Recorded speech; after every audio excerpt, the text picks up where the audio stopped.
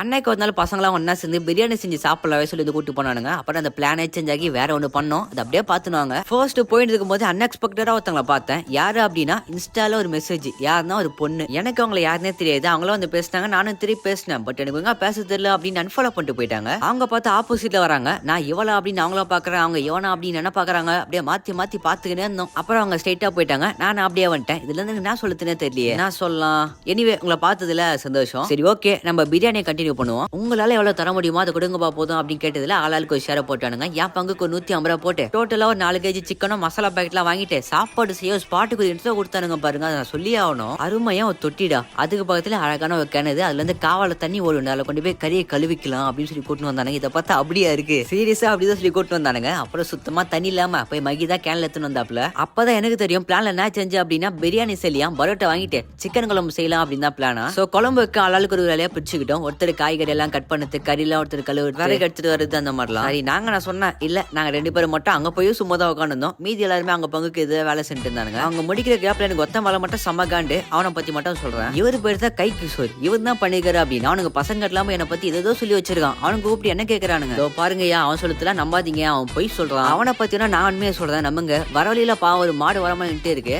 அதோட விட்டு வைக்க மாட்டான் அவன். இதுக்கு மேல என்ன சொல்லுது. அடுத்த 2 மணி நேரம் கழிச்சு மொத்தமே பரோட்டா வாங்கி வந்துட்டான். இவங்க குழம்பு வச்சு முடிச்சிட்டாங்க.